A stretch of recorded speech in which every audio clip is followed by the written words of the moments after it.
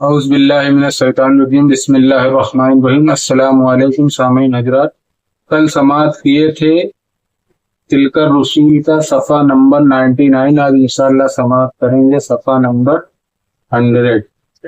ایک بار درود پاک پڑھ لو۔ اللہم صلی علی سیدنا سبینا نبینا حبیبنا مولانا محمد بارک وسلم، صلاۃ و سلام علیک سیدی یا رسول اللہ صلی اللہ تعالی علیہ وسلم۔ بسم اللہ الرحمن الرحیم، اللہ کے نام سے شروع جو نہایت مہربان رحمت والا۔ آگے اللہ تعالیٰ ارشاد فرماتا ہے، نزل علیک الکتاب بالحق مصدقا لما بین یدیہ وانزل التوراۃ والانجیل۔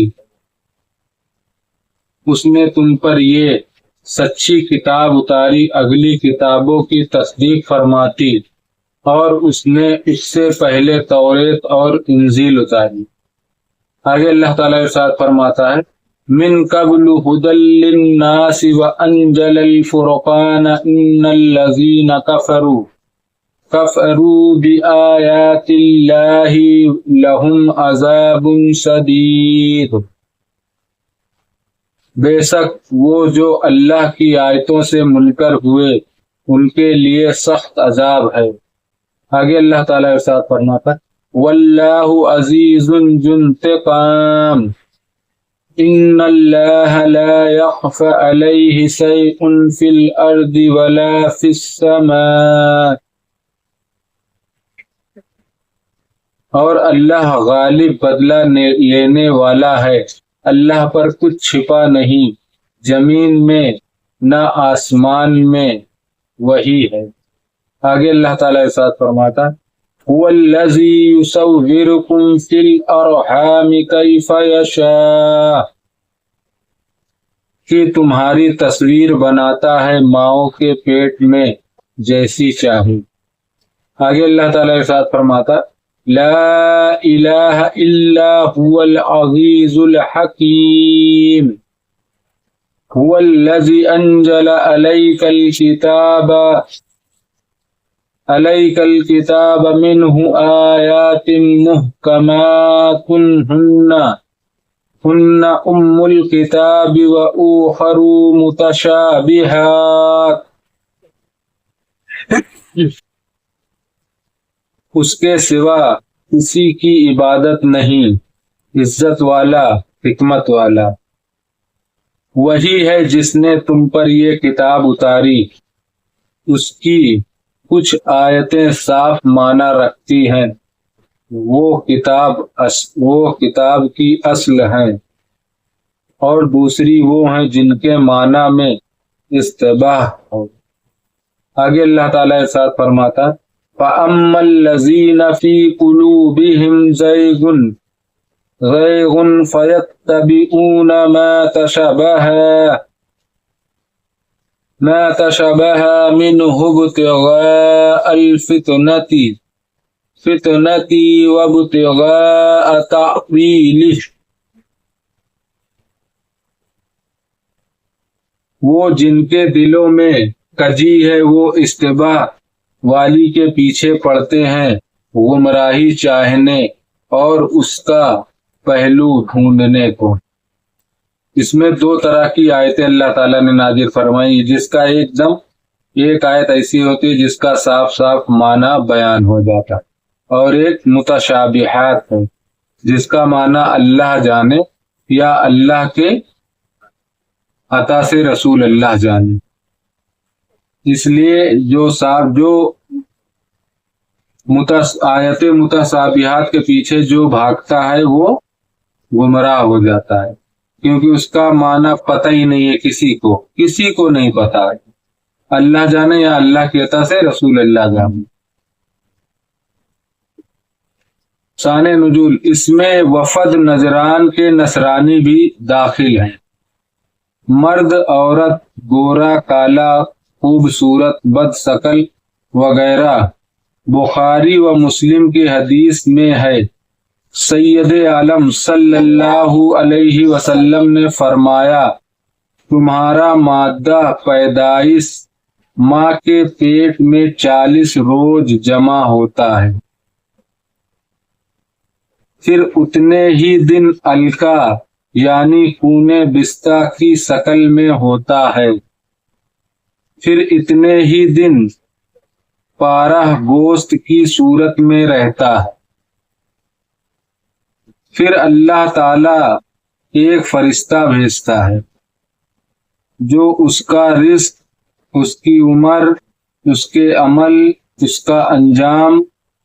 انجام کار یعنی اس کی سعادت و سخاوت لکھتا ہے۔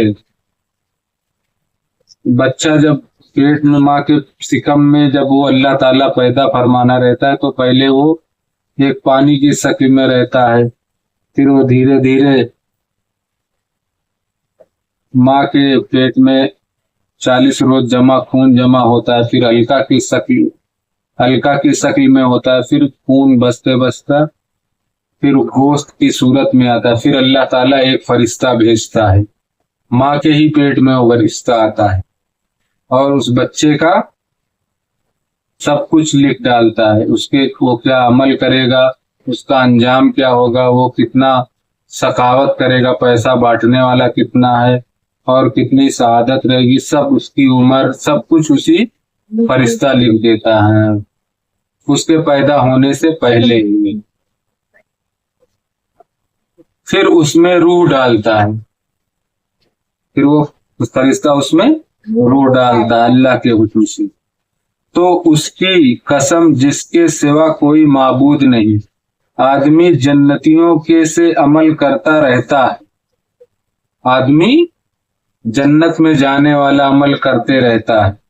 یہاں تک کہ اس میں اور جنت میں ہاتھ بھر کا یعنی بہت کم ہی فرق رہ جاتا ہے، صرف تھوڑا ہی فرق رہ جاتا ہے جنت میں جانے سے، تو کتاب سبقت کرتی ہے اور وہ دوزخیوں کے سے عمل کرتا ہے، بہت سارے دوزخیوں سے عمل کرتا ہے، اس پر ہی اس کا خاتمہ ہوتا ہے اور وہ داخل جہنم ہوتا ہے، اور کوئی ایسا ہوتا ہے کہ دوزخیوں کے سے عمل کرتا رہتا ہے، مطلب کوئی ایسا بھی ہوتا ہے غلط کام ہی کرتے رہتا ہے، جہنم میں جانے والا ہی، لوگوں کو برا بھلا یا کسی کا چوری کرنا یا کچھ کرنا، دوزخیوں جیسا ہی کام کرتا ہے جہنم میں ہی سے، یہاں تک کہ اس میں اور دوزخ میں ہاتھ کا فرق رہ جاتا ہے، بس اتنا فرق رہ جاتا ہے کہ اب وہ دوزخ میں چلا جائے گا، پھر کتاب سبقت کرتی ہے اور اس کی زندگی کا نقشہ بدلتا ہے اور وہ جنتیوں کے سے عمل کرنے لگتا ہے، جنت میں جانے والا عمل کرنے لگتا ہے، وہی دوزخی، اللہ جس کو ہدایت دے،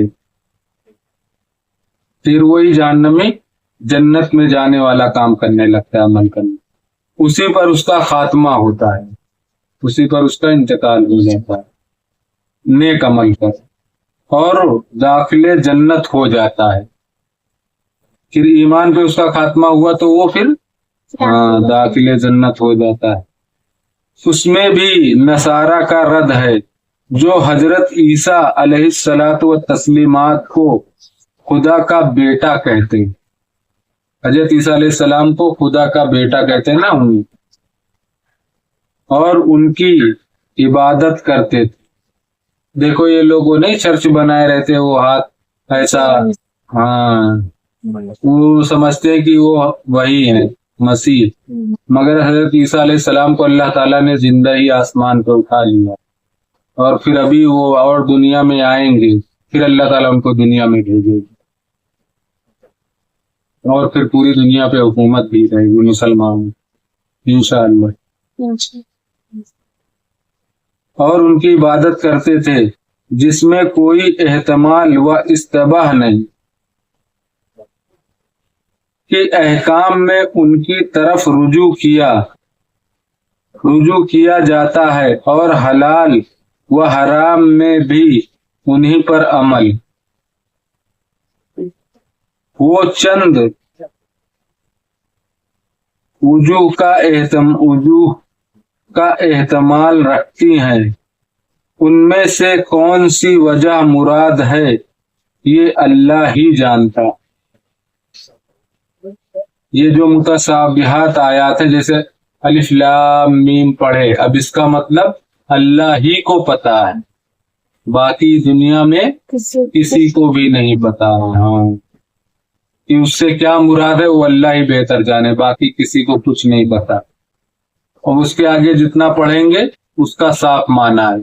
الف لام میم پڑھ دی، اب ذالک الکتاب لا ریب فیہ پڑھے تو وہ سب کا صاف صاف معنی بیان کر سکتے کہ اللہ یہ فرماتا۔ مگر وہ الف لام میم کا مطلب، یاسین کا مطلب، یہ سب کا مطلب اللہ ہی جانے، یا اللہ کی عطا سے رسول اللہ جان سکتی۔ یہ اللہ جانتا ہے، یا جس کو اللہ تعالی اس کا علم دے، یا اللہ تعالیٰ جس کو اس کا علم دے دے اس کو پتا رہے گا۔ یعنی گمراہ اور بد مذہب لوگ جو ہوائے نفسانی کے پابند ہیں اور اس کے ظاہر پر حکم کرتے ہیں یا تعویل کرتے ہیں، اور یہ نیک نیتی سے نہیں بلکہ، اور جو بد مذہب گمراہ ہیں وہ اسی آیت کے پیچھے بھاگتے ہیں جس کا معنی پتہ ہی نہیں ہے، وہ اسی کا معنی لیتے ہیں اور پھر یہ گمراہ ہو جائیں گے جہنمی۔ اس لیے جو صاف صاف آیت بیان ہے اسی پہ انسان کو رہنا چاہیے، اپنی طرف سے کچھ بھی قرآن میں داخل نہیں کرنی چاہیے۔ صدق اللہ العظیم۔ باقی انشاءاللہ کل سماعت کریں گے صفحہ نمبر 101۔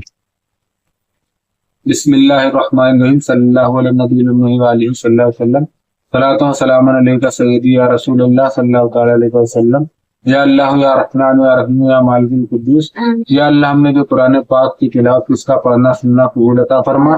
یا اللہ اس کے پڑھنے میں کسی قسم کی غلطی گستاخی بے ادبی اپنا رحم و کرم سے معاف عطا فرما، اور ہم سب کو صحیح پڑھنے کی توفیق عطا فرما۔ یا اللہ ہم سب تیری بارگاہ میں توبہ کرتے ہیں، استغفر اللہ ربی من کل ذنب واتوب الیہ، استغفر اللہ ربی من کل ذنب واتوب الیہ، استغفر اللہ ربی من کل ذنب واتوب الیہ۔